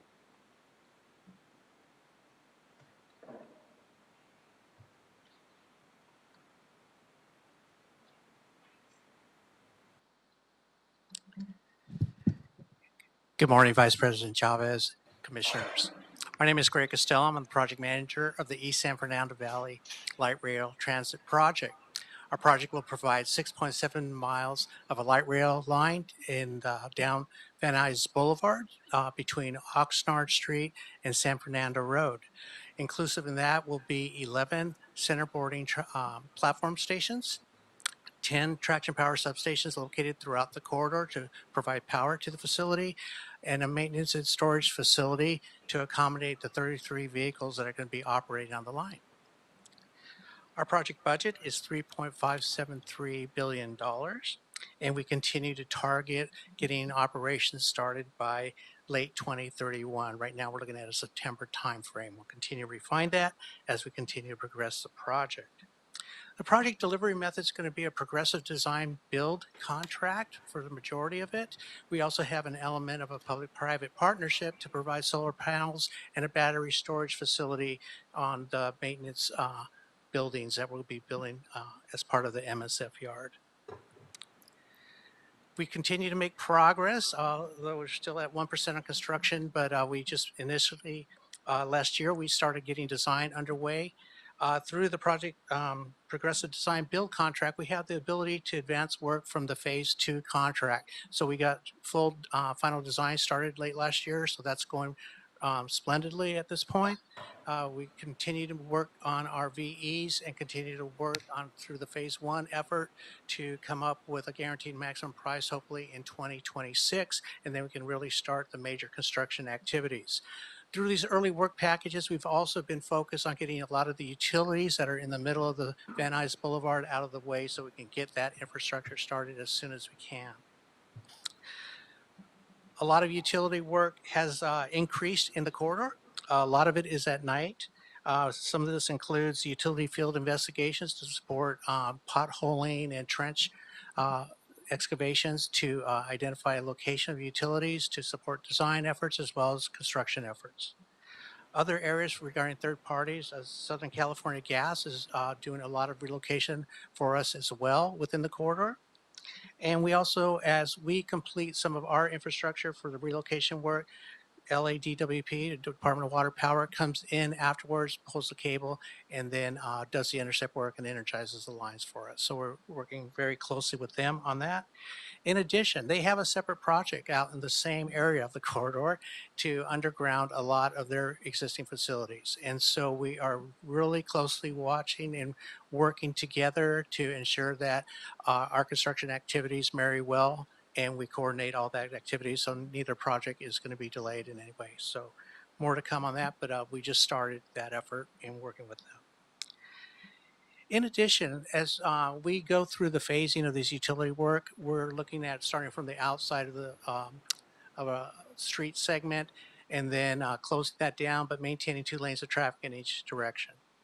So part of this utility work that's out in the field right now is some civil improvements to the medians. So we have to take some raised medians out of the way, restripe, to give us that flexibility to maintain traffic in 2 directions and maintain turn lanes at signalized intersections and whatnot.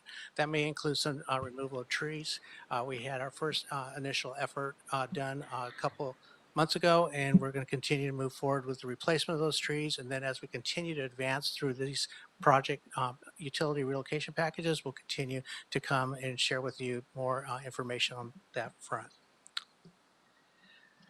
So last time I was here, I got to report that we started our major, through our Progressive Design Build contractor, we were able to start our first initial utility adjustment package. That work is just about complete at Telfair at the intersection of Van Nuys Boulevard. We have some minor work to complete on that, and then DWP will come in and finish the work at that location. Our next big one we just started is, if you've had a chance to go through the corridor between Vincennes and Plummer on Van Nuys Boulevard in the southbound direction, we just installed some K-rail. We're going to create a work zone in that general area. We're going to be relocating 3 vaults and working again with DWP to get those vaults out of the median of the corridor. A lot of that work will be at night between 8 p.m. and 6 a.m. in the morning. We will need to do some temporary relocation of bus stops, so we'll get the word out and get it through our construction outreach program. And we also will have to detour some portions of the bike path during those construction activities. So all of that is taken in consideration. And as noted in the presentation materials, we will have some need for possibly 2 weeks of full nighttime closures at Glen Hill. The other big project that we just got approved this week and negotiated with our contractor and getting them the notice to proceed this year, in early January, was another major project. We call it utility package or adjustment package 2/3. It goes from Galt Street to Armenta Avenue. There's 17 vaults inclusive in that work. That's a lot of vaults in a short period of time. And so that's probably going to take us between 20 to 24 months of time. So you'll be seeing a lot of activity ongoing in that general area. The other project between Vincennes and Plummer, we're looking at a 10-month duration. Again, we'll continue with directional traffic control, and as needed, there might be some localized areas where we do have to do full street closures. And that completes my portion of the presentation. I'd like to hand it off to Maria Lopez to talk about our outreach activities supporting this construction. Good morning, Vice President Chavez and Commissioners. My name is Mireya Lopez. I'm the Community Relations Manager on the East San Fernando project, and our team, Construction Relations, is dedicated to maintaining and building partnerships with the communities along this very important project in the East San Fernando. So we do these outreach efforts by continuing our notification to the public about the utility adjustments, as Greg just mentioned, the utility adjustments for 6, 4, and the upcoming 2-3 K-rail installation along Van Nuys Boulevard. We distribute our construction notices along the alignment 1/4 mile radius of the project corridor. We also host monthly community meetings with the 3 council offices that are part of this project. That's Council District 2, 6, and 7.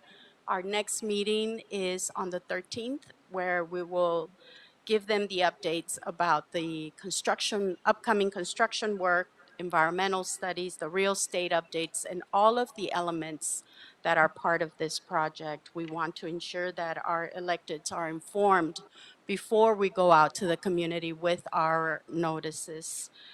We also participate in presenting our project updates with the 4 neighborhood councils that are part of the East San Fernando project, and that's the Van Nuys, Arleta, Pacoima, and Panorama City. They also assist us in distributing our notices to their network, so it's working as so far. We also have community meetings that we host, and we provide to all those directly impacted residents and small businesses on the project updates. Our next meeting is this coming Thursday for an in-person. What we're going to do prior to beginning with the community meeting, we incorporate an open house. And in this open house segment, what we do is we include 10 exhibit booths, which will be where we will offer our community an opportunity to meet with the different project disciplines and ask direct questions about the project. We also work with approximately 38 community partners who help us in distributing our notices, the CBOs, for example, along the alignment. And this seems to be helping as well. In January, we also hosted a community leadership council meeting, and again, it was an opportunity for our team to provide updates through this effort, and the next meeting is scheduled for April.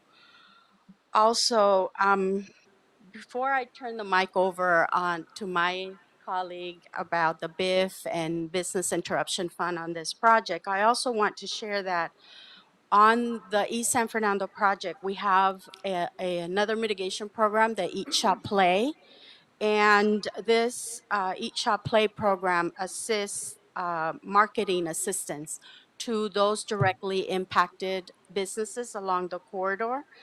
And so far, since the program launch, which recently launched, there's been 102 businesses that have been engaged, and 36 have opted so far to be a part of the Eat, Shop, Play. So that's very good news. The team also relaunched the Eat, Shop, Play website, and my understanding is that we're getting a lot of traffic that way as well. So we're excited. We continue with our outreach as the construction activities continue. Thank you. Are there any questions? Thank you. Questions, colleagues?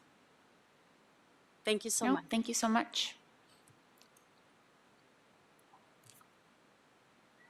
And the last project is the G line on SLA.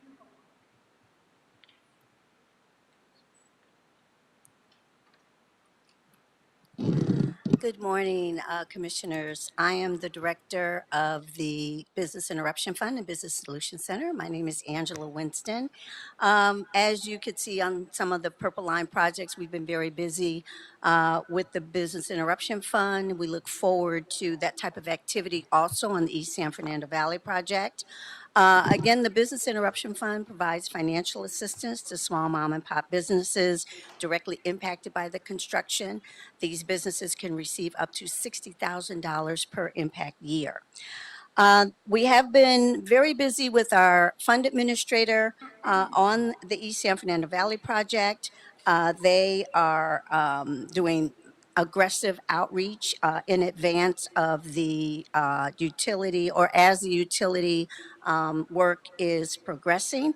They also have partnered with one of the community-based organizations on the East San Fernando Valley, New Economics for Women, and between the two organizations, they have been doing the outreach, and right now I think it's close to 400 business owners that they've met one-on-one with, and that means that they've had a conversation with, they've gotten them eligible for the BIF in advance of this construction, because once the construction hits, then they can start to understand, to gather their documentation, because basically, and the way it works is that the grant is directly connected with the business revenue loss during construction activities.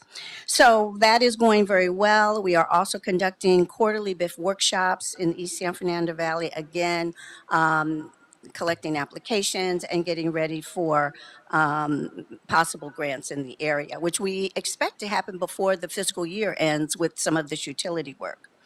We also will be launching the Business Solutions Center. That is a hands-on business assistance and support services program for these small businesses. It works very much in conjunction with the Business Interruption Fund, a lot of times helping these small businesses get their documents together to apply to the Business Interruption Fund. We are now actually in the blackout period as we prepare to award a contract for the regional operator for the Business Solutions Center. It is both a program that will be on Metro's rail projects as well as our bus rapid transit projects. So when it launches on East San Fernando Valley, businesses located on the G Line improvement projects will be eligible as well. And we expect this launch to happen by spring. So we're very, very close. Any questions on those two programs? Thank you. Colleagues, questions? No, seeing none. Thank you so much. Thank you.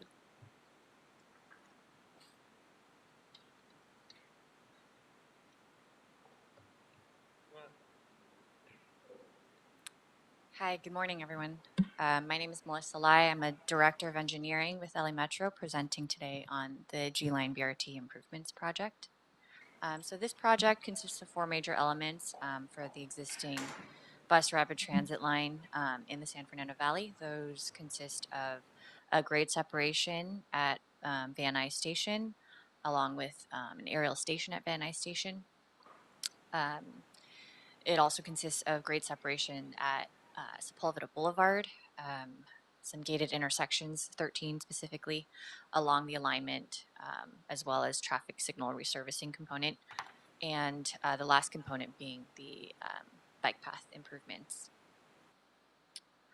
So looking ahead, our upcoming activities for spring include the fiber bypass work along the bike path. This includes some potholing activity for existing utilities, and installing the fiber duct bank and conduit. We also have some Van Nuys Station demolition and bridge construction work beginning this quarter, including the demolishing the existing station and pavement, installing storm drain, removing our TVMs, or ticket vending machines, and some CIDH pile foundation work. So about 2 weeks ago in late February, we implemented our bus and bike detours. Those were successfully implemented and was a big coordination effort between Metro and Metro bus operations and the City of LA, specifically with LADOT. So a majority of the upcoming work is within Metro right-of-way. We have traffic control components that are in its early stages and are being coordinated with the city. Those include some shoulder closures, temporary lane closures, and other minor impacts to the traveling public. In terms of major street closures, there are no street closures that are currently anticipated for this quarter. There are some street closures that we're anticipating for late summer. We're looking at July, August timeframe. These are in their early stages of development, but we have advised our contractor to start the process of developing those plans and obtaining the appropriate city approvals. So those would be for Van Nuys, for the bridge superstructure. We're looking at a full closure of about 2 nights of work to implement some traffic control plans. So that would include K-rail, striping, and signage. In August, we're looking at 1 full closure for the false work. That would be about a week of night work. And I'm going to turn it over to my colleague Rosalba Gonzalez to present on the community relations component. Thank you.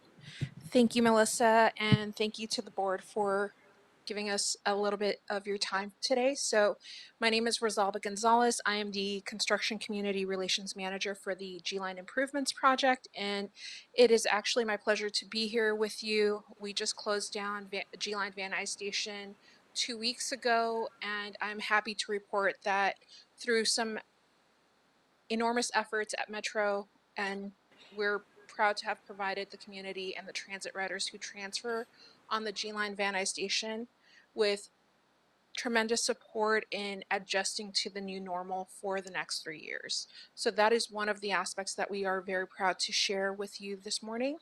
Additionally, we have done our due diligence in reaching out to the community, whether it is partnering with our partner project, the East San Fernando Valley Light Rail Transit Project team, joining them for their community meetings as we share similar transit communities that transfer at our G-Line Van Nuys Station. We also provide briefings to the city staff, city council staff that includes CD2, CD3, CD4, 6, 7, and 12, and we're happy to build bridges with them and communicate with other agencies, neighborhood councils. We have built a really good relationship with the neighborhood councils that are on the alignment, as well as those who are not. We are appreciative of their efforts. They were able to share our closure notice with their membership, as well as allow us some time to provide updates. We are regularly at the Van Nuys Neighborhood Council, the Sherman Oaks Neighborhood Council, the Lake Balboa Neighborhood Council, Canoga Park, and recently we just visited Greater Valley Glen. So we are with the neighborhood councils, providing them updates that are real time, and we will be doing so going forward as the project moves forward into construction. Additionally, we will be hosting community meetings as the project progresses, and we'll be more than happy to reach out to you for any future project updates. And I am open to any feedback or questions. Great, thank you so much. Thank you.